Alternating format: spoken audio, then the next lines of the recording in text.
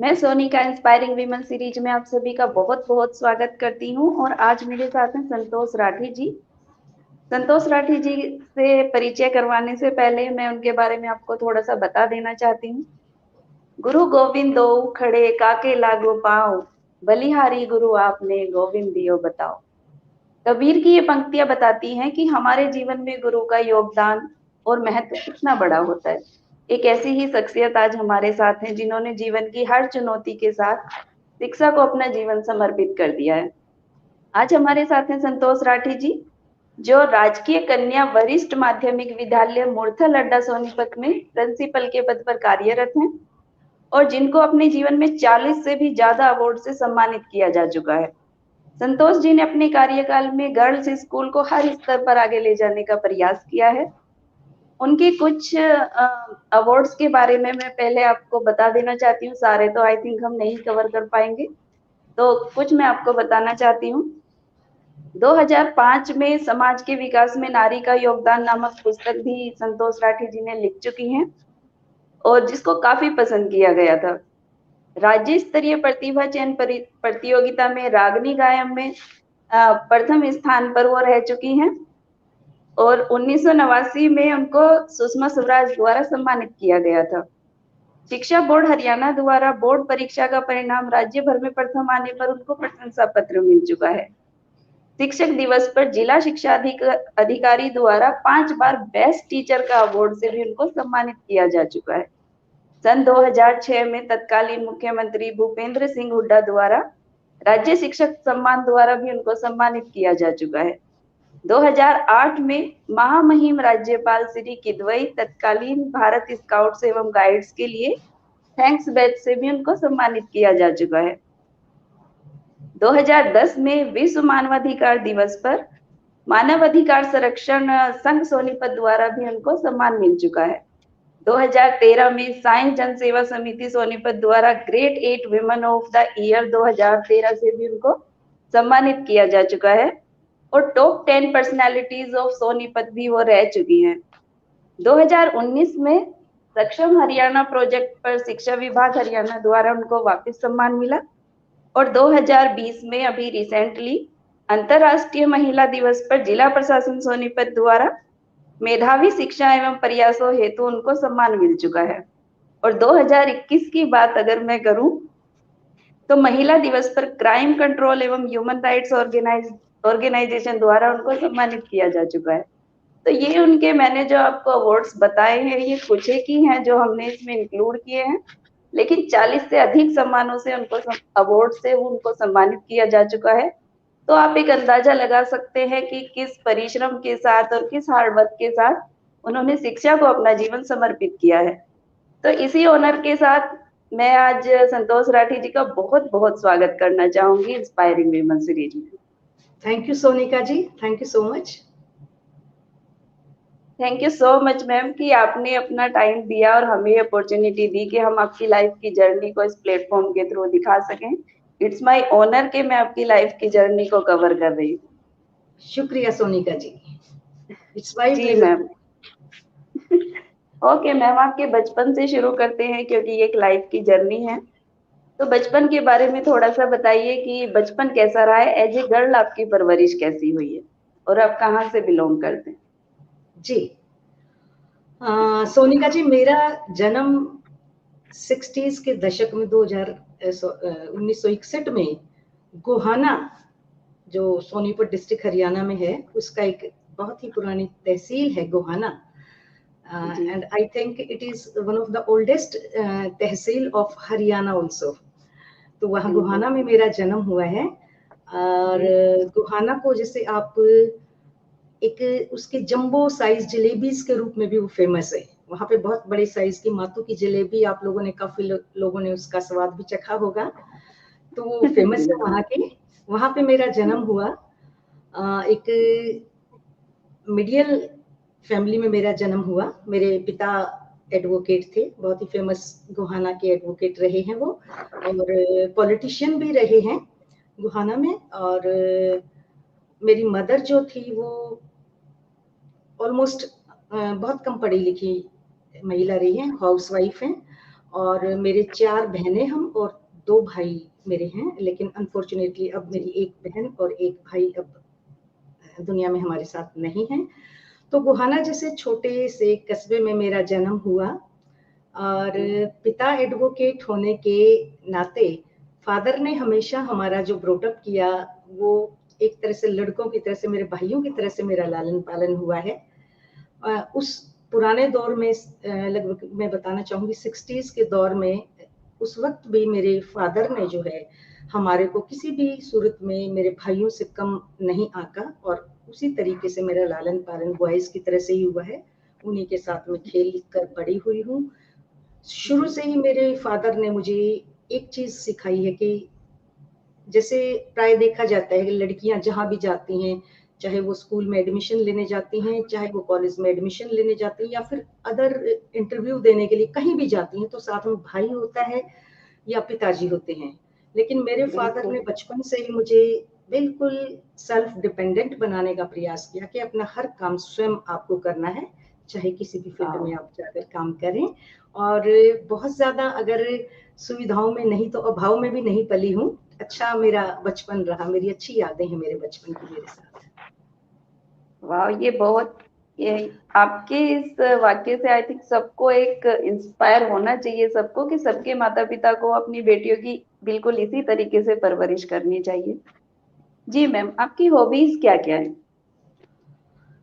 सोनिका जी, singing मेरा सबसे बड़ा मेरा जुनून है। सिंगिंग मेरी हॉबी है, डांसिंग है और इसके अलावा मुझे गार्डनिंग का शौक है। जैसे पेड़ पौधों के बीच में रहना मुझे बहुत पसंद है। और अब लगभग मैं रिटायरमेंट की एज पर होने के बावजूद भी मुझे छोटे छोटे बच्चों के साथ खेलना, बच्चा बनकर खेलना मुझे बहुत अच्छा लगता है। और मैं इस बारे में बता देना चाहूंगी कि जब मैं स्कूल की स्टूडेंट थी, शायद 8th या 9th की स्टूडेंट रही होंगी, रोहतक रेडियो स्टेशन जब शुरू हुआ उसी वक्त से हम चारों बहनों ने रोहतक रेडियो स्टेशन पर सिंगिंग की है। काफी अरसे तक, बहुत लंबे समय तक हमने फोक हरियाणा के जो गीत थे वो हमने गाए हैं। और इसके अलावा कुछ समय बाद जैसे कैसेट्स उस दौर में रिलीज होती थी, आजकल तो ये कैसेट्स जो बनती थी मैक्स कैसेट कंपनी के, मैंने लगभग 15-16 कैसेट्स मेरी रिलीज हुई। और मैक्स कैसेट कंपनी ने मुझे हरियाणा की कोकिला के नाम से भी खिताब मुझे मिला था। और इसके अलावा डांसिंग का मुझे बहुत शौक है और मुझे पेड़ पौधों के बीच में रहना बहुत पसंद है। मुझे लगता है मैं पौधों से बात करती हूँ, पेड़ों से भी बात करती हूँ, तो ये और बच्चों के साथ खेलना ये मुझे बहुत अच्छा लगता है। जी, ये बहुत अच्छी बात है मैम, कि जिसके अंदर एक बच्चा हमेशा जिंदा रहता है, उनको कभी अपनी एज का पता नहीं चलता और वो हमेशा कुछ नया सीखते रहते हैं, क्योंकि बच्चे हमेशा इतने क्यूरियस होते हैं कि कुछ ना कुछ हमेशा नया सीखते रहते हैं। जी मैम, करियर की शुरुआत कैसे हुई आपकी? सोनिका जी, मैंने 1985 में अपना एमकॉम किया था। मेरी स्कूलिंग गोहाना से हुई थी, ग्रेजुएशन भी मैंने गोहाना से ही किया था। तत्पश्चात मैंने एडमिशन एमडी यूनिवर्सिटी में एमकॉम में लिया था, लेकिन उसके तुरंत तभी मेरे फादर को एक बड़ा सीरियस पैरालिटिक अटैक हुआ था और उसके चलते मैं रेगुलर क्लासेस अटेंड नहीं कर पाई एमकॉम की। और मैंने अपनी एमकॉम की पढ़ाई जो थी वो कोरेस्पोंडेंस से किया है 85 में। और तभी ये स्कूल लेक्चरर की कुछ पोस्ट निकली थी और उसमें मैंने इंटरव्यू दिया और मेरा सिलेक्शन भी हो गया। और मैंने government senior secondary school boys में एज कॉमर्स लेक्चरर 1985 नवंबर में मैंने ज्वाइन किया था। तो यहाँ से मेरी करियर की शुरुआत हुई थी। जी मैम, आपको 5 बार जिलाधिकारी द्वारा बेस्ट टीचर अवार्ड से सम्मानित किया गया है और राज्य स्तर पर भी आप ये सम्मान पा चुकी हैं। तो एज ए टीचर कौन से वो स्किल्स हैं जो किसी को भी एक बेस्ट टीचर बनाते हैं? इसमें आपका जी क्या ओपिनियन है? जी, मैं थैंकफुल हूँ मेरे शिक्षा विभाग की, सोसाइटी की, उससे मुझे बहुत सम्मान मिला है। 5-6 बार मुझे अपने जिला शिक्षा अधिकारी से बेस्ट टीचर अवार्ड मिला है और इसके पश्चात स्टेट टीचर अवार्ड भी मुझे बेस्ट टीचर अवार्ड मिला है 2006 में नवंबर में। इसके अलावा भी बहुत सारे एनजीओज हैं जिनसे मुझे समय समय पे बहुत सारे सम्मान मिलते रहे हैं। मैं यहाँ पे एक बात साफ कर देना चाहूंगी कि एक अध्यापक की जो भूमिका होती है, एक बेस्ट टीचर जिसको हम बोलते हैं या आइडियल टीचर जिसको हम कहेंगे, उनको कभी भी एक टीचर को अपनी जो जिम्मेदारियां हैं, जो हमारी भूमिका है, उसको कभी भी हमें सीमाओं के अंदर बांध कर नहीं रखना चाहिए। बोले तो जैसे मैं कहूँ कि मैं एक हिंदी की अगर अध्यापिका हूँ और मेरी जिम्मेदारी 40 मिनट के पीरियड में सिर्फ हिंदी पढ़ा देने तक ही सीमित है, ऐसा नहीं। एक बेस्ट टीचर वो होगा जो बच्चे के हर तरीके से उसके टैलेंट को देखे, उसमें क्या टैलेंट है, उसको सही दिशा दे, उसका मार्गदर्शन करे। जैसे ही हम अपने इंस्टीट्यूट में कदम रखते हैं, तभी से एक अध्यापक की जिम्मेदारी शुरू हो जाती है। बच्चे किस तरीके से बिहेव कर रहे हैं, किस तरीके से अपने दोस्तों के साथ वो चल रहे हैं, किस तरीके से वो दूसरों का सम्मान करते हैं, यानी बच्चे की हर गतिविधि पे अध्यापक की नजर हो। और कभी वो उसका दोस्त बन के काम करे, तो कभी उसके अभिभावक के रूप में उसको अपनी जिम्मेदारी निभानी होगी, और कभी एक टीचर की भूमिका में उसको आना होगा। यानी कभी भी एक टीचर को अपनी जिम्मेदारियों को सीमाओं में बांधकर नहीं रखना चाहिए। हम बच्चे के लिए एक उसको अच्छा नागरिक भी बनाना है, उसको एक सही मायने में उसको सोशल जो उसकी वैल्यूज हैं उनमें भी उनका समावेश भी उसके अंदर हमें करना होगा बच्चे के अंदर।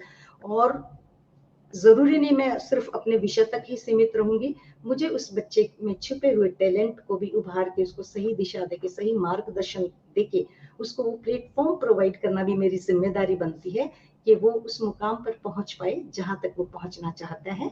इसलिए एक आइडियल टीचर वही होता है, क्योंकि जब आप किसी भी स्कूल में या कॉलेज में जहां भी आप अध्यापन का कार्य करते हैं, हजारों नन्ही नन्ही आंखें आप पर लगी हुई हैं, वो आपको हर तरीके से देखती हैं, आप किस तरीके से चलते हो, किस तरीके से आप बिहेव करते हो, कैसा आप पहनावा आपका है, वो सारी बातें ऑब्जर्व कर रही होती हैं वो नन्ही नन्ही आंखें।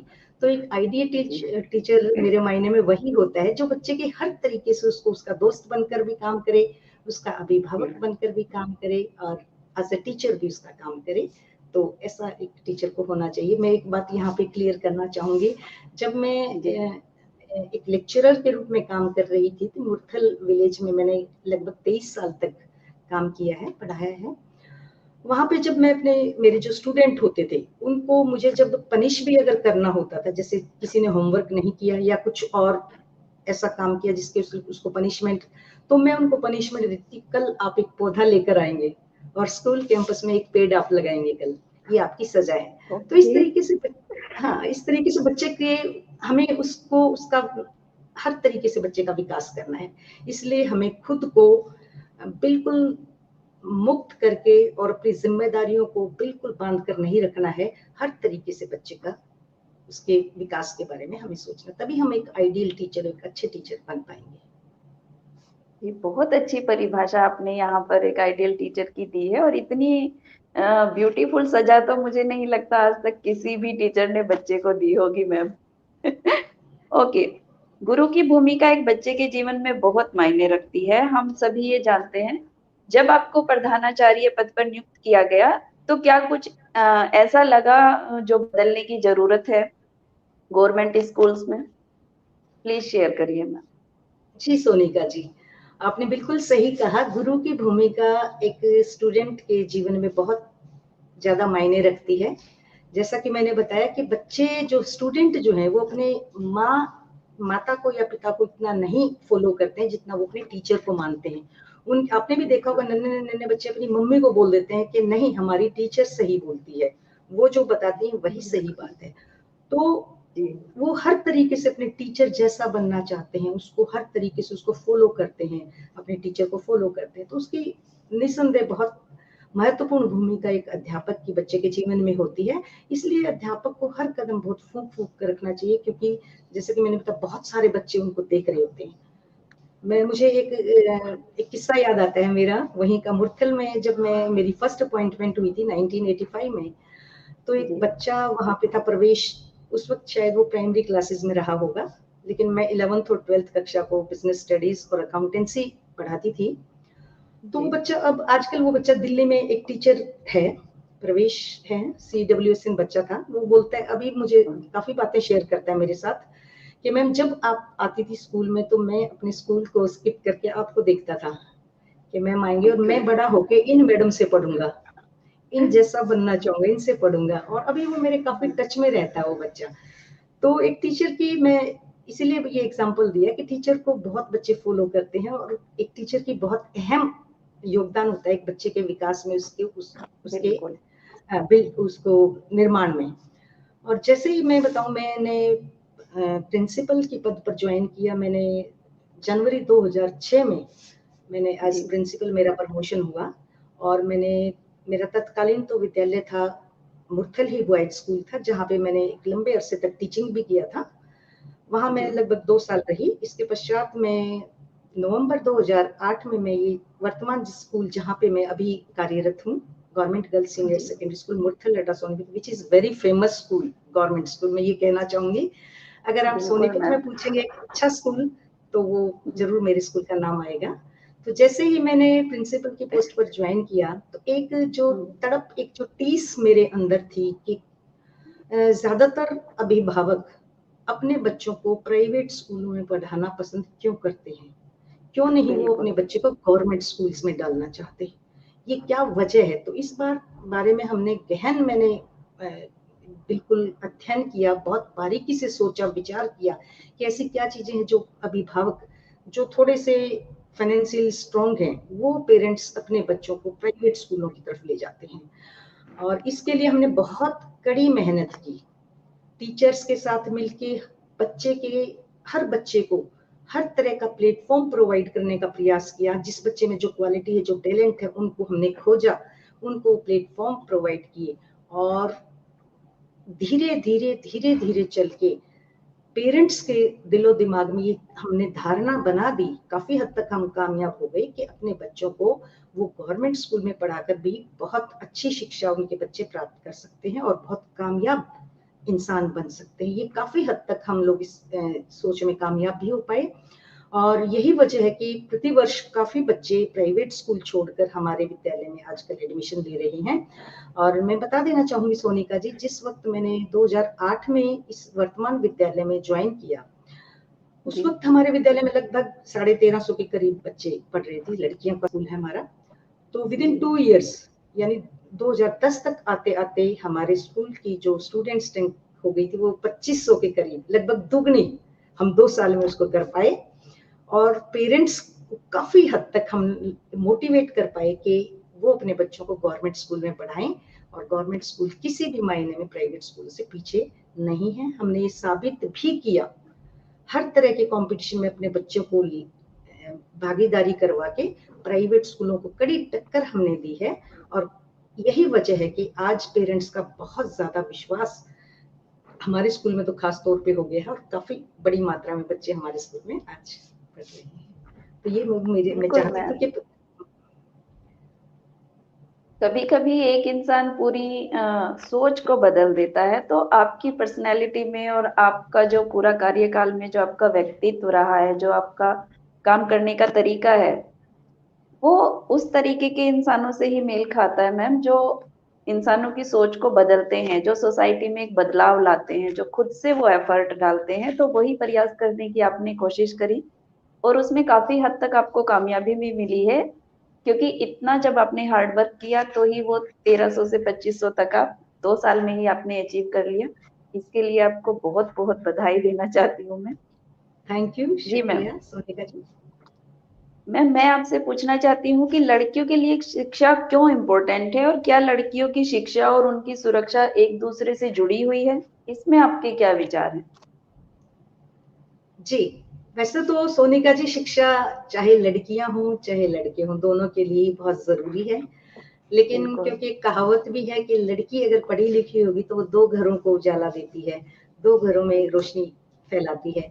तो लड़कियों की पढ़ाई की तरफ इसलिए विशेष ध्यान देने की बहुत जरूरत है, क्योंकि अधिकतर जो फैमिलीज हैं जो थोड़ा सा पुअर फैमिलीज बैकग्राउंड से आते हैं, वो मैंने देखा है कि वो लड़कियों की बजाय लड़कों को तो पढ़ाई पे ध्यान देते हैं, लेकिन लड़कियों को पढ़ाना ज्यादा पसंद नहीं करते।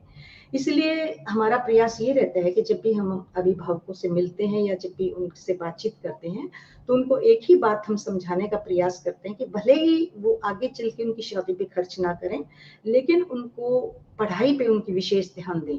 क्योंकि लड़कियां जब पढ़ेंगी तो वो उनके क्या राइट्स हैं, क्या उनकी जिम्मेदारियां हैं, वो आगे 2 परिवारों को संवारती हैं। और जब वो लड़कियां अपने राइट्स को, अपने अधिकारों को अच्छे प्रकार से जान पाएंगी, ये सीधा सीधा सुरक्षा से भी जुड़ा हुआ है, उनकी सुरक्षा से भी जुड़ा हुआ है। उनको किसी भी तरीके से किसी भी फील्ड में कोई मिसयूज उनका नहीं कर पाएगा और वो थोड़ी सी जागरूक हो जाएंगी। तो एजुकेशन मेरे ख्याल से सबसे ज्यादा पावरफुल हथियार मैं मानती हूँ एक इंसान को, किसी को भी, चाहे लड़कियां हैं चाहे लड़के हैं, एजुकेशन सबसे ज्यादा जरूरी है। और लड़कियों का तो खास तौर पे पढ़ना बहुत जरूरी है, क्योंकि वो 2 घरों को संभालती हैं। इसलिए मैं चाहूंगी सभी अभिभावकों से भी मैं ये आज इस आपके मंच के माध्यम से एक गुजारिश करना चाहूंगी कि वो अपनी लड़कियों को जरूर आगे से आगे पढ़ाएं। और मुझे सोनिका जी एक मुझे वाक्य भी याद आ रहा है। एक मेरी स्टूडेंट मेरे स्कूल में होती थी, आज से लगभग 3-4 साल पहले रही होगी, Anjali. She was a very good singer और अच्छी थी, लेकिन उसकी फैमिली जो बैकग्राउंड थी वो बिल्कुल ऐसे आती थी कि स्कूलिंग के बाद उन्होंने कॉलेज में आगे पढ़ाना उनको मंजूर नहीं था। मैंने उनके पेरेंट्स से काफी काउंसलिंग की और एक मेरी फ्रेंड है जीवीएम कॉलेज में जो प्रिंसिपल होती थी, श्रीमती ज्योति जुनेजा जी, आजकल वो रिटायर हो चुकी हैं। उनसे मैंने बातचीत की कि ये बड़ी ही होनहार लड़की है और इसको आप प्लीज फ्री ऑफ कॉस्ट इस बच्ची का एडमिशन कीजिए। तो उन्होंने एडमिशन किया और आज वो लड़की बहुत सारी ये जो कैसेट्स बना रही है, वीडियोस बना रही है, इतनी फेमस हो चुकी है वो। उसके पेरेंट्स भी आज प्राउड फील करते हैं कि हमने बच्चे को आगे पढ़ाया, उसको एक एक्सपोजर मिला। और मतलब मैं चाहूंगी कि हर पेरेंट्स अपनी कम से कम लड़कियों को और लड़कों को और कुछ दें या न दें, एक अच्छी शिक्षा का अवसर जरूर प्रदान करें। बिल्कुल, शिक्षा बहुत जरूरी है। ओके मैम, आपके कार्यकाल में आपके काफी सारे अचीवमेंट्स रह चुके हैं। अपने स्कूल को लेकर जहां आप अपने स्कूल को देखना चाहती थी और आपने उनको अचीव भी किया है, तो क्या आपका सपना जो था कि मुझे स्कूल को कहाँ पर लेकर जाना है, क्या वो पूरा हो चुका है या अभी भी कुछ ख्वाहिशें आपकी बची हैं कि नहीं मैं ये और करना चाहती थी, ये रह गया? जी सोनिका जी, वैसे तो हर वक्त और आगे बढ़ने की जरूरत होती है। हम जहां पर जिस सीढ़ी पर हम पहुंच चुके हैं, हमें अगली सीढ़ी दिखाई देने लग जाती है। मेरे टीचर्स अक्सर मुझे बोलते हैं कि आपको सेटिस्फेक्शन कभी नहीं होता है, और मैं उनको एक ही जवाब देती हूँ, जहां पे सेटिस्फेक्शन हो गया वहां पे समझ लो खत्म हो गया सब। हमें हमेशा और आगे बढ़ने की जरूरत है। जिस पायदान पर हम आज खड़े हैं, हमें अगले पायदान पर जाने की जरूरत है, उससे और आगे बढ़ने की आवश्यकता होती है। इसलिए हमेशा और इम्प्रूवमेंट की गुंजाइश बनी रहती है। मैं जब से इस विद्यालय में आई तो हमने देखा जो सरकारी स्कूल की जो बच्चे होते हैं वो, उनको जो है बहुत ज्यादा उनके अंदर एक किस्म से हेजिटेशन, बोलने में झिझक होती है। तो हमने एक शुरुआत की थी, सुबह अच्छी तो दिन अच्छा। यानी हम मॉर्निंग असेंबली से शुरू करते थे और वहां से बहुत सारे टीचर भी ऐसे देखे होंगे आपने जो स्टेज पर आके बहुत एजिटेट करते हैं। तो हमने ये शुरुआत की थी कि प्रत्येक टीचर हर रोज असेंबली में बातचीत करेगा बच्चों से और हर बच्चे को मंच पर आने का मौका दिया जाएगा। तो ये शुरुआत जो हमारी थी, धीरे धीरे चल के हमारे स्कूल के स्टूडेंट इतने ज्यादा आगे बढ़ गए कि हम लोगों ने हर तरह के, चाहे वो डिस्ट्रिक्ट लेवल के कॉम्पिटिशन्स हैं, मैं बता देना चाहूंगी सोनिका जी, आज के दिन हमें डिस्ट्रिक्ट लेवल में फर्स्ट आना मेरे लिए कोई बहुत बड़ी अचीवमेंट में नहीं मानती हूँ। हम स्टेट लेवल पर, नेशनल लेवल तक हमारे विद्यालय की अचीवमेंट रही है। सांस्कृतिक गतिविधियां हो, स्पोर्ट्स हो, मैं बताऊंगी जैसे ही 2008 में, मैंने बताया 2008 में मैंने इस विद्यालय में आई थी और आने के 1-2 साल के बाद मैंने लड़कियों की क्रिकेट की टीम हम लोगों ने तैयार की और वो क्रिकेट की टीम स्टेट लेवल पे पोजीशन फर्स्ट लेने के बाद नेशनल में भी एक बार हम फर्स्ट ट्रॉफी लेकर आए।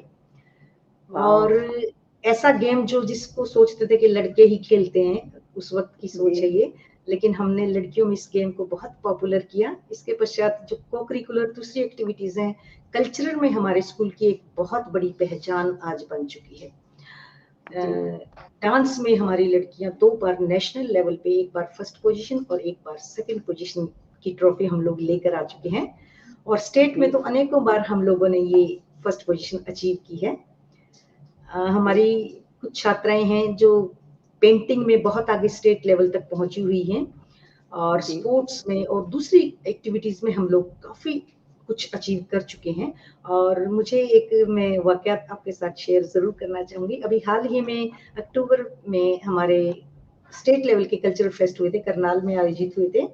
तो वहां पे जब ग्रुप डांस का रिजल्ट हमारे ज्वाइंट डायरेक्टर डिक्लेयर कर रहे थे, तो उनके मुंह से एक शब्द निकला था कि ग्रुप डांस में फर्स्ट एज यूजुअल, यानी मुरथल अड्डा government girls senior secondary school Sonipat ने पहला स्थान प्राप्त किया। तो ये इस तरह की एक इमेज हम लोग बना चुके हैं कि काफी अचीवमेंट हमारे विद्यालय की रही है, लेकिन फिर भी मैं चाहूंगी अभी बहुत कुछ करना बाकी है, बहुत है कुछ। हमेशा उस और ऊंचाइयों को छूना हमारा एम बना ही रहता है। तो बिल्कुल मैम। ओके मैम, मैं आपसे एक और बात पूछना चाहती हूँ कि आपने इतने लंबे कार्यकाल तक अपना पूरा जीवन, मैं कहूंगी कि समर्पित कर दिया है शिक्षा को, तो क्या पहली आपने 2 जनरेशन देखी हैं, अभी दूसरी जनरेशन के बच्चों को आप पढ़ा रहे हैं, पहले जो हमारा एक जमाना जा चुका है उन बच्चों को आप पढ़ा चुके हैं, तो क्या एक डिफरेंस आपने देखा है 2 पीढ़ियों के बीच में?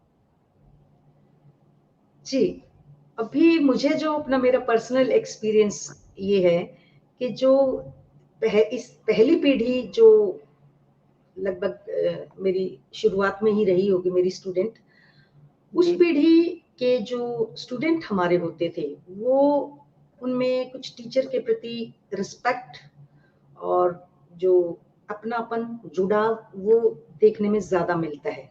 क्योंकि आज से लगभग 25-30 साल पहले मुझसे जो स्टूडेंट पढ़े थे, वो अभी भी मेरे टच में हैं और अक्सर आकर मिलते हैं, और उनको अगर किसी तरह की मेरी हेल्प की जरूरत होती है तो मैं बोलती हूँ कि आप फ्रीली आकर मुझसे बात कर सकते हैं। मेरे बच्चों की तरह से वो आकर आज भी मिलते हैं।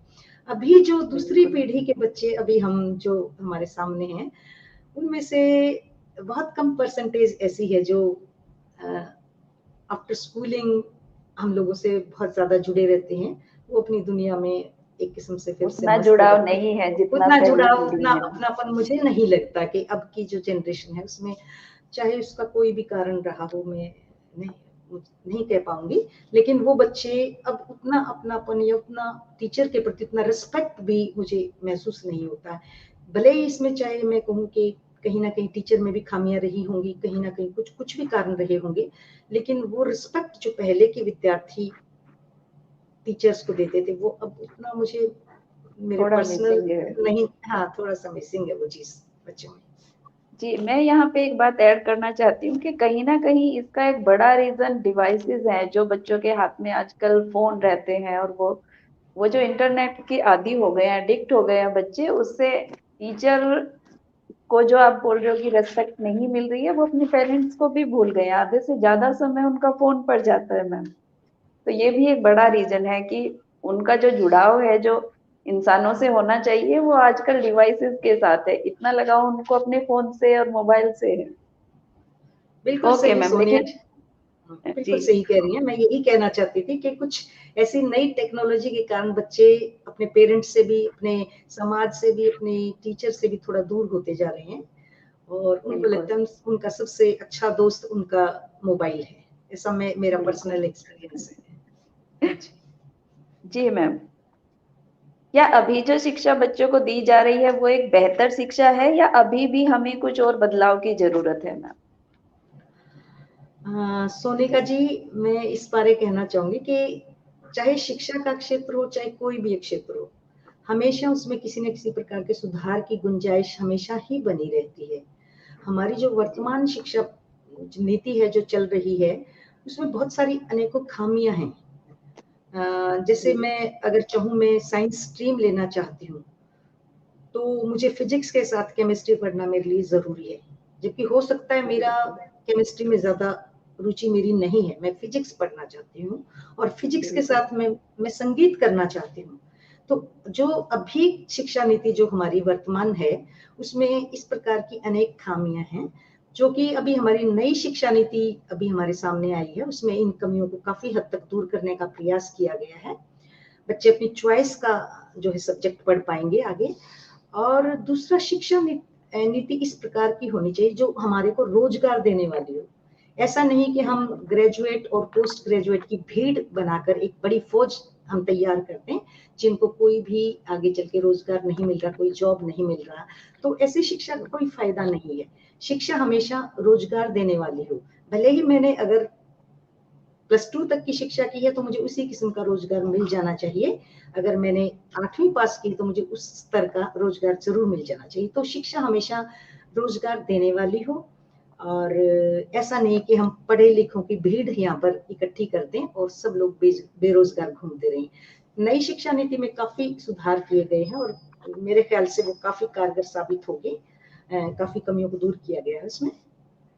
तो हमेशा हर बिल्कुल चीज मैम। में सुधार की गुंजाइश हमेशा ही बनी रहती है, सोनिका जी।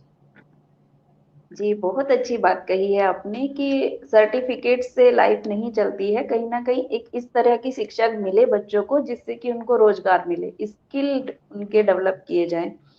ओके मैम, क्या अभी आने वाली शिक्षा या अभी जो स्कूल्स में चल रहा है, चाहे फिर वो प्राइवेट स्कूल्स में शिक्षा दी जा रही हो या फिर गवर्नमेंट स्कूल में जो शिक्षा प्रोवाइड करी जा रही है, क्या इससे हम ग्लोबल लेवल पर टक्कर देने के लायक हैं या अभी हमें और कितना समय लगेगा?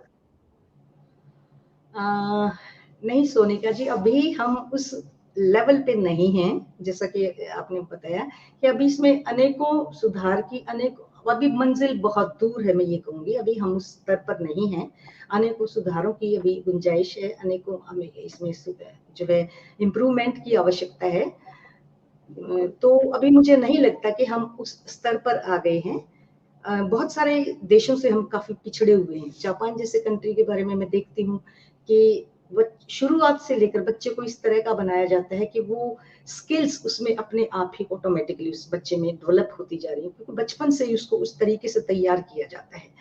हम लोगों के जो यहाँ पे शिक्षा नीति है, अब हालांकि मैं ये कहना चाहूंगी नई शिक्षा नीति में काफी सुधार किए गए हैं, काफी हद तक मैं उस शिक्षा नीति से सहमत हूँ। लेकिन अभी भी बहुत ज्यादा हमें आगे सुधार की जरूरत है, और हमें ऐसे अपने बच्चे तैयार करने होंगे जो शुरुआत से बचपन से लेकर उनमें वो स्किल्स हम डेवलप कर सकें, ताकि हम उस चीज को आगे अपने कंट्री को भी उन देशों के मुकाबले में खड़ा कर सकें जो पूरी तरह से बिल्कुल। डेवलप्ड कंट्री है, उस मुकाबले में हम खुद को खड़ा कर पाए। जी, कहते हैं कि एक अच्छा स्टूडेंट हमेशा एक अच्छा टीचर होता है, क्योंकि जिसके खुद के अंदर एक सीखने की इच्छा हमेशा बनी रहती है, वही किसी को एक अच्छे तरीके से सिखा सकता है। तो ये आपने मुझे बता दिया कि आपके अंदर हमेशा से एक बच्चा रहा है जो आपको नई नई चीजें सिखाता रहता है। तो मैम, अभी जैसे आपका रिटायरमेंट मैं बताना चाहती हूँ यहाँ पे कि मैम अभी 30 नवंबर को मैम का रिटायरमेंट है। तो क्या वो बच्चा जो है, जो जिसको सीखने की हमेशा आदत है और कुछ ना कुछ नया करने की आदत है, तो क्या इस रिटायरमेंट से उस पर कुछ फर्क पड़ने वाला है या हमेशा एक सिलसिला चलता रहेगा? ये बस एक नाम है कि हाँ, यहाँ स्कूल का ये कार्यकाल खत्म होता है और आपकी लाइफ की दूसरी जर्नी एक शुरू होती है। हाँ बिल्कुल सोनिका जी, जो आपने कहा कि एक टीचर हमेशा, एक अच्छा स्टूडेंट जो होगा वही अच्छा टीचर होगा, और सीखने की गुंजाइश हमेशा से रहती है। सीखने की कोई उम्र या कोई ऐसा नहीं है कि कोई सीमा नहीं होती है कि हमारा सीखने का समय खत्म हो गया।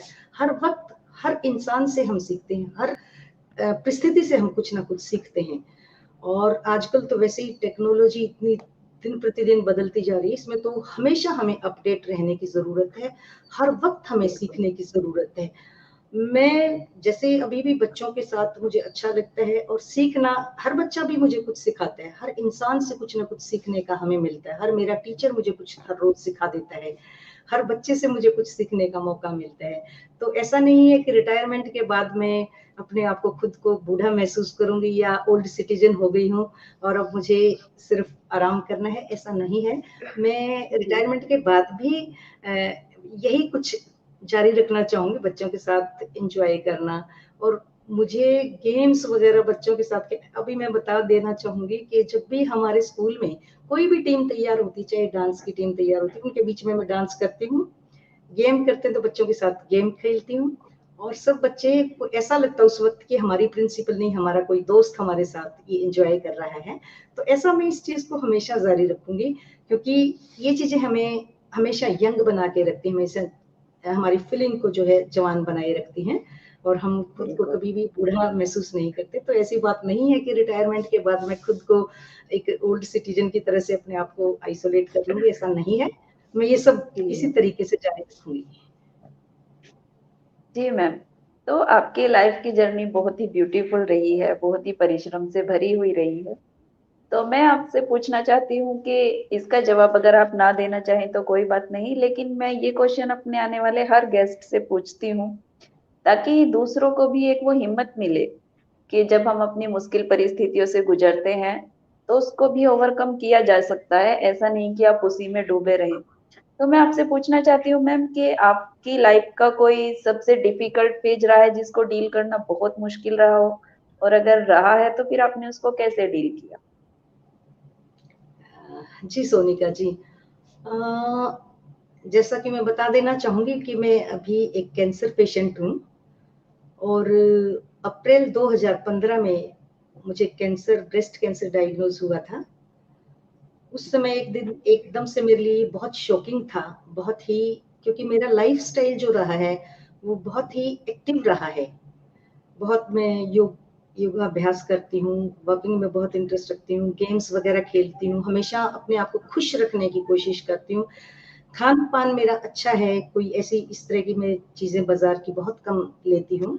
तो इसके बावजूद जब 2015 में अप्रैल में मुझे कैंसर डायग्नोज हुआ, तो वो परिस्थिति वो मेरे लिए बहुत ही शॉकिंग था उस टाइम पे।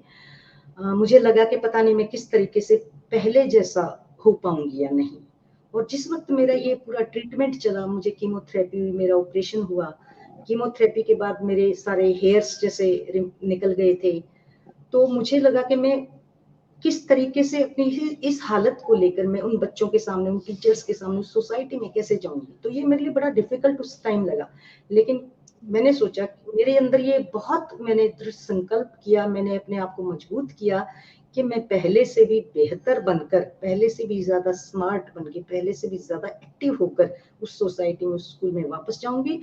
और ऐसा ही मैंने किया, और मैंने कभी पीछे मुड़ के नहीं देखा कि मुझे कभी कैंसर हुआ था और मैं ऐसी डिफिकल्ट स्टेज से निकल कर आई हूँ, ऐसा मैं भूल चुकी हूँ।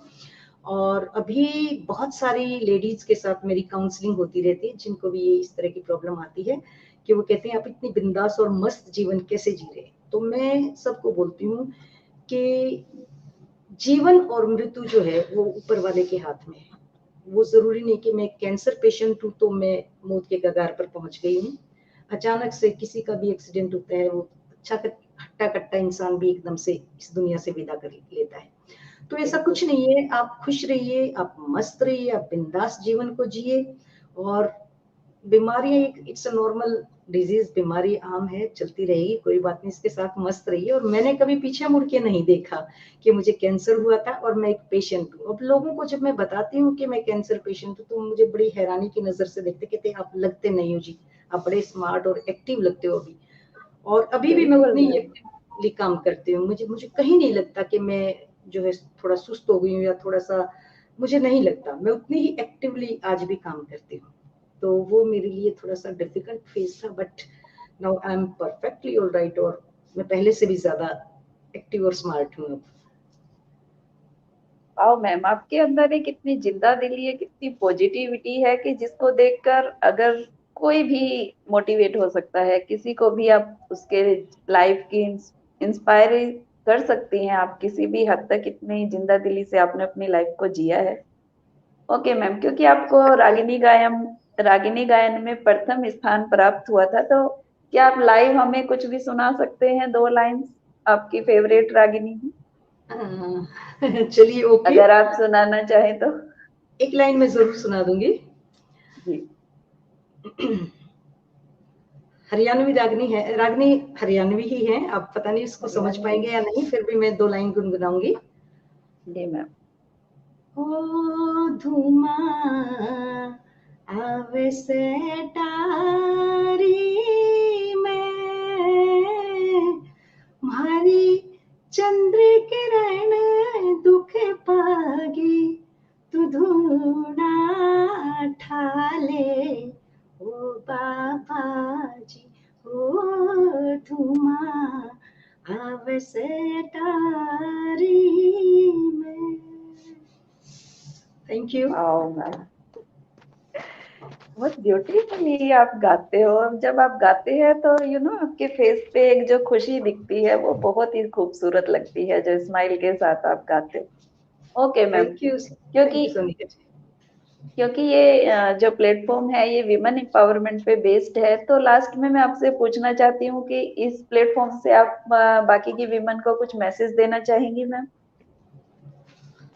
जी, मैं कहना चाहूंगी कि सभी महिलाएं, सभी वुमेन्स अपनी पावर को पहचाने, खुद को, अपने को, उनके अंदर जो शक्ति है, जो उनके अंदर कैलिबर है, जो उनके अंदर क्षमताएं हैं, उनको पहचाने।